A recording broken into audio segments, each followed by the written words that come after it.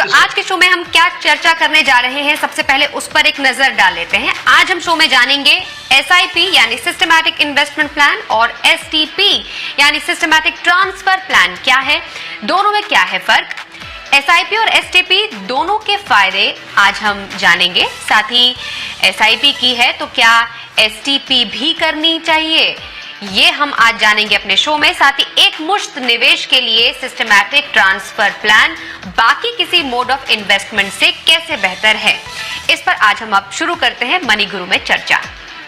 तो चलिए शुरू करते हैं आज मनी गुरु में इस चर्चा की शुरुआत। हेमंत जी, यही आपसे जानना चाहते हैं, म्यूचुअल फंड में SIP एक बेहतरीन जरिया माना जाता रहा है हमेशा से ही इन्वेस्टमेंट का, लेकिन आज हम SIP के साथ साथ STP यानी सिस्टमैटिक ट्रांसफर प्लान के भी कई पहलुओं पर आपसे चर्चा करेंगे। लेकिन उससे पहले SIP को हम कहते हैं कि धीरे धीरे निवेश का एक जरिया, वेल्थ क्रिएशन की चाबी के समान माना जाता है। तो आजकल के इस माहौल में भी SIP कैसे जादुई काम कर सकता है किसी निवेशक के लिए? देखिए, SIP की जब हम बात करते हैं तो बेसिकली हम बात कर रहे हैं सिस्टमैटिक इन्वेस्टमेंट प्लान, यानी एक डिसिप्लिन तरीके से आप इन्वेस्ट करते हो। तो डिसिप्लिन तरीके से जब इन्वेस्ट करते हो तो दो जगह डिसिप्लिन आता है। पहला डिसिप्लिन आता है आपकी सेविंग्स में। देखिए, सबसे बड़ी गलती हम क्या करते हैं एज एन इन्वेस्टर कि हम रेगुलरली सेव नहीं करते हैं, क्योंकि रेगुलरली सेव नहीं करते हैं इसके कारण से रेगुलरली इन्वेस्ट भी नहीं कर पाते हैं। तो जैसे ही आप सिस्टमैटिक इन्वेस्टमेंट प्लान के लिए ऑप्ट करते हो, आप कमिट करते हो कि आप कुछ पैसा हर महीने एक प्री डिसाइडेड फंड में प्री डिसाइडेड डेट के अंदर आप लगाएंगे। तो क्योंकि आप ऐसी कमिटमेंट करते हो, इसके लिए जाहिर सी बात है कि आपको कुछ ना कुछ पैसा जो है बचाना पड़ता है। वो आपकी 15% या 20% कितना भी हो सकता है आपकी इनकम का। तो एक तो वहां डिसिप्लिन होती है। दूसरा, जब आप इन्वेस्ट करते हो, मान लीजिए इक्विटी जैसी एसेट क्लास में जहाँ पे वॉलेटिलिटी है, तो क्योंकि वॉलेटिलिटी होती है वो सबसे बड़ा डर है हमारे लिए, किसी भी इन्वेस्टर के लिए, कि यार इतना उतार चढ़ाव है तो हम कब पैसा लगाएं।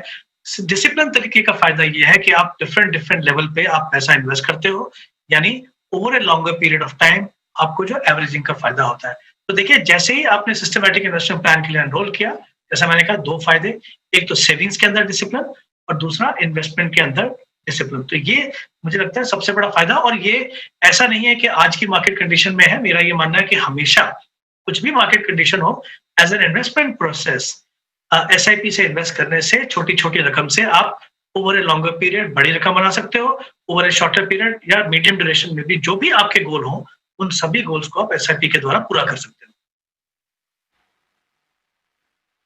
हेमंत जी, हम हमेशा से यही दर्शकों को भी बताते आए हैं अपने शोज में बार बार कि SIP करने से पावर ऑफ कंपाउंडिंग का फायदा मिलता है। कई जो दर्शक है हमसे पूछ रहे हैं कि अगर हम एक लंबे टाइम तक निवेश करते रहे और जल्दी निवेश की शुरुआत करें तो ये पावर ऑफ कंपाउंडिंग यानी कंपाउंडिंग का जो मैजिक है उनको वेल्थ क्रिएशन में कैसे मदद कर सकता है, अगर मैं एक छोटे से एग्जाम्पल से आपसे समझूं तो? जी बिल्कुल, आपने सही कहा। पावर ऑफ कंपाउंडिंग जो है ये बहुत ही इंपॉर्टेंट एक एस्पेक्ट है हमारी इन्वेस्टमेंट का, स्पेशली जब आप लॉन्ग टर्म के लिए इन्वेस्ट करते हो। अब पावर ऑफ कंपाउंडिंग का मतलब ये है कि जो आपने रिटर्न कमाया उसके ऊपर आप रिटर्न कमाते हैं। मान लीजिए आप एक साल में आपने मान लीजिए 1 लाख रुपया इन्वेस्ट किया, तो अगले साल उसकी जो है वैल्यू बढ़ के 1,10,000 हो गई। उसके बाद फिर से मार्केट जो है, मान लीजिए आपका पोर्टफोलियो 10% बढ़ा, तो वो 1,10,000 पे बढ़ेगा। तो ये एक बहुत ही बड़ा मैजिक है, बहुत सिंपल प्रोसेस है लेकिन काफी मैजिकल है अगर आप उसको कंटिन्यू करें। अब सिस्टमैटिक इन्वेस्टमेंट प्लान से उसमें कैसे फायदा होता है? देखिए, आपको पावर ऑफ कंपाउंडिंग का फायदा तभी होगा जब आप लॉन्ग टर्म के लिए इन्वेस्ट करेंगे। सिस्टमैटिक इन्वेस्टमेंट प्लान आपको ऐसे मदद करता है, स्पेशली जो उसको सही तरीका है शुरुआत करने का, साथ ही वो ऐसा है कि आप अपने गोल बेस्ड इन्वेस्टमेंट प्रोसेस को फॉलो कीजिए। तो अगर मान लीजिए बच्चे की पढ़ाई है, बच्चे की शादी के लिए है, या आपके अपने रिटायरमेंट के लिए है, या घर खरीदने के लिए, जो भी लॉन्ग टर्म गोल हो, अगर आप गोल बेस्ड इन्वेस्टमेंट प्रोसेस से शुरू करेंगे तो आपको बहुत क्लैरिटी रहेगी कि मेरे पास इतना लंबा समय है। एक तो वो चीज। दूसरी बात, ये आपको डिसाइड करेगा कि सही तरीके से अपनी एसेट एलोकेशन बनाए, क्योंकि कंपाउंडिंग में दो चीजों की जरूरत है। इनफैक्ट एक चीज और मैं ऐड करना चाहूंगा यहाँ पे, एक तो लंबा समय, दूसरा सही एसेट क्लास हो। अगर आप 15 साल के लिए इन्वेस्ट कर रहे हो, फिक्स डिपॉजिट में लगा रहे हो, इक्विटी में नहीं लगा रहे हो, तो पावर ऑफ कंपाउंडिंग का आपको उतना फायदा नहीं होगा, क्योंकि आपके रिटर्न ही कम है, पोस्ट टैक्स रिटर्न भी कम है।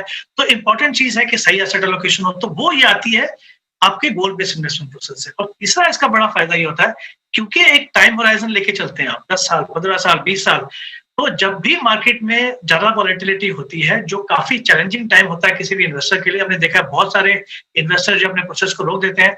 अगर आप एसआईपी के द्वारा एक बहुत ही क्लियर टाइम होराइजन के साथ गोल बेस्ड इन्वेस्टमेंट प्रोसेस से इन्वेस्टमेंट करोगे, तो ये आपको मदद करेगा कि जो वॉलेटाइल पीरियड है, उसको आप टैकल कर सकें, आप अपने इन्वेस्टमेंट पे बने रहें। तो इसका मतलब ये है कि जब आप अपनी इन्वेस्टमेंट बने रहेंगे, अपनी प्रोसेस को कंटिन्यू करते रहेंगे, तो कंपाउंडिंग का फायदा होगा। तो 2 या 3 तरीके से मुझे लगता है जो भी इंग्रेडिएंट चाहिए पावर ऑफ कंपाउंडिंग का फायदा होने के लिए, वो इस प्रोसेस में आपको मिलता है।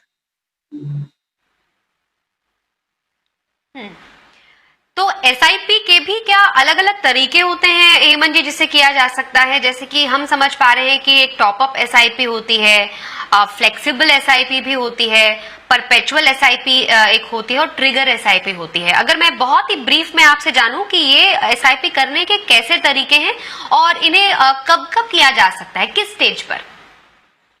देखिए, बिल्कुल आपने सही कहा, बहुत सारे तरीके हैं। जैसे मैंने शुरुआत में कहा था कि आप प्री डिसाइडेड डेट को आप पैसा इन्वेस्ट कर सकते हो। ट्रिगर का मतलब ये है कि आप चाहते हैं कि मान लीजिए आपने एक पर्टिकुलर अमाउंट इन्वेस्ट कर रहे हो, अगर जब मार्केट गिरता है तो फिर आपका जो इन्वेस्टमेंट है थोड़ा ज्यादा हो सकता है। वीकली एसआईपी भी होता है, फ्लेक्सिबल एसआईपी भी ऐसा होता है कि आप डिपेंडिंग ऑन मार्केट पीई के हिसाब से ज्यादा है तो थोड़ा कम हो जाएगा, या नीचे है तो थोड़ा ज्यादा हो जाएगा। देखिए, मेरा ये मानना है, ऐसा कोई प्रूवन नंबर्स नहीं है जो ये बताते हैं कि इन सब स्ट्रेटेजीज से आपको ज्यादा फायदा होगा। मुझे लगता है सिस्टमैटिक इन्वेस्टमेंट प्लान अपने आप में बहुत ही पावरफुल स्ट्रेटेजी है। अगर आपने सही एसेट एलोकेशन चुना है और अगर आप एसआईपी से इन्वेस्ट कर रहे हो, तो अगर आप महीने में एक बार भी इन्वेस्ट कर रहे हो तो भी आपको वही रिजल्ट मिलेगा। लेकिन एक इंपॉर्टेंट चीज है यहाँ पे, अगर मान लीजिए आप एक से ज्यादा फंड में इन्वेस्ट कर रहे हो इक्विटी के अंदर लॉन्ग टर्म के लिए, तो हमेशा एडवाइजेबल ये है कि आपके डिफरेंट डिफरेंट डेट्स को आप इन्वेस्ट करें, क्योंकि जो वॉलेटिलिटी है वो महीने के अंदर भी रहेगी। तो ऐसा नहीं हो कि आपने 5 तारीख की डेट रखी और जब अगला महीने का 5 तारीख आया तो मार्केट नीचे जाके ऊपर आया तो आपको उसका फायदा नहीं हुआ। तो उस तरीके से आप कर सकते हैं कि मान लीजिए 3 या 4 फंड में आप इन्वेस्ट कर रहे हो, तो डिफरेंट डिफरेंट डेट्स लेके आप उसको स्कैटर कर सकते हो over a period of time, मतलब विद इन मंथ।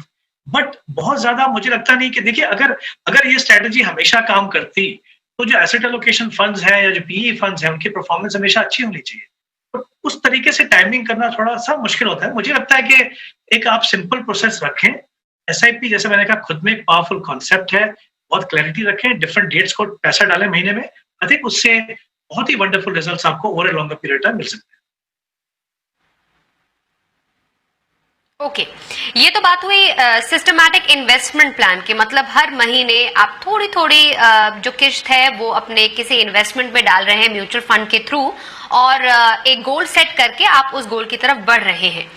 अब किसी के पास एक मुश्त रकम है, कहीं से वो लमसम अमाउंट आया है, या कई लोग ऐसा चाहते हैं कि जो लमसम अमाउंट किसी का ऐसे किसी इंस्ट्रूमेंट में पड़ा हुआ है जहां पर उनको ज्यादा रिटर्न नहीं मिल रहा है और वो एक लमसम अमाउंट वो म्यूचुअल फंड्स में डालना चाहते हैं। तो वो रूट क्या एसटीपी एक तरीके का हो सकता है, और एसआईपी और एसटीपी क्या अंतर है इनमें? आई थिंक ये बहुत ही इंपॉर्टेंट सवाल है, क्योंकि काफी बार इन्वेस्टर्स को दुविधा रहती है कि एसआईपी और एसटीपी में फर्क क्या है।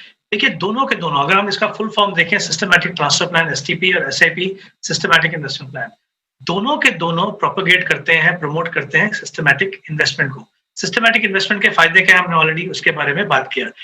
अब क्या होता है कि आपके पास एक लमसम पैसा है, आप नहीं चाहते कि वो सारा का सारा पैसा जो है एक पर्टिकुलर लेवल पे इन्वेस्ट हो, स्पेशली अगर आप ऐसी एसेट क्लास पे इन्वेस्ट करो जहां पे वॉलेटिलिटी होती है। तो आपके पास क्या तरीका है? सिस्टमैटिक इन्वेस्टमेंट प्लान, जैसा हमने पहले कहा, आप कमिट करते हो हर महीने एक फिक्स पैसा, एक फिक्स डेट को इन्वेस्ट करने के लिए। यानी अगर आपके पास एक मुश्त रकम नहीं है, तब भी अगर आप चाहे ओवर ए लॉन्गर पीरियड एक बड़ी रकम बनाना, तो आप सिस्टमैटिक इन्वेस्टमेंट प्लान से कर सकते हो, हर महीने छोटी छोटी रकम को इन्वेस्ट करके। एसटीपी में क्या है, आपके पास एक लमसम होना चाहिए, क्योंकि हम इसका फुल फॉर्म देखिए, सिस्टमैटिक ट्रांसफर प्लान, यानी कहीं से पैसा ट्रांसफर होकर कहीं पे जाना है। यानी एक फंड में पैसा इन्वेस्ट होगा, दूसरे फंड में वो सिस्टमैटिकली जाना है। इसका मतलब यह है कि अगर आपके पास लमसम पैसा है और आप नहीं चाहते कि वो एक लेवल पे जाए, तो कुछ ऑप्शन रहती हैं म्यूचुअल फंड के अंदर, जैसे लिक्विड फंड है, जो शॉर्ट टर्म बाकी के लिए बहुत ही इन्वेस्टमेंट अच्छी ऑप्शन है। वहां पे आप इन्वेस्ट करते हो और उन्हीं फंड के लिक्विड में इन्वेस्ट करते हो जिसके इक्विटी फंड या बैलेंस फंड या जिस तरह के भी फंड से में आप पैसा डालना चाहते हो। तो ये इंपॉर्टेंट चीज है। एक बार आपने पैसा डाला, फिर आप लिक्विड फंड को इंस्ट्रक्शन देते हो कि हर महीने इतना पैसा मेरा सिस्टमैटिक ट्रांसफर प्लान के अंदर आप इस पर्टिकुलर फंड के अंदर ट्रांसफर कर दीजिए। तो क्या हुआ, देखिए, एसआईपी के अंदर आपके पास लमसम नहीं हो तब भी आप कर सकते हो। एसटीपी करने के लिए आपके पास लमसम होना ज़रूरी है, फंड सिलेक्शन बहुत ज़रूरी है। आप ऐसा नहीं हो कि जिसमें पैसा डालें वो भी वोलेटाइल हो और जहाँ पे पैसा इवेंचुअली जाना है वो भी वोलेटाइल हो, तो ये 2 चीज़ों का ध्यान रखना है। तो डेफिनिटली येस, अगर आपके पास लमसम है, अगर आप उसके बाद सिस्टमैटिकली इन्वेस्ट करना चाहते हो किसी दूसरे फंड में, तो एसटीपी एक बहुत ही इम्पोर्टेंट ज़रिया है और उसका फ़ायदा एक ये भी है कि जो लिक्विड फंड है, उसमें जो रिटर्न आपको मिलता है वो सेविंग बैंक से ज़्यादा मिलता है। तो अगर किसी भी एंगल से आप देखें, तो ये एक अच्छी ऑप्शन किसी भी इन्वेस्टर के लिए हो सकती है।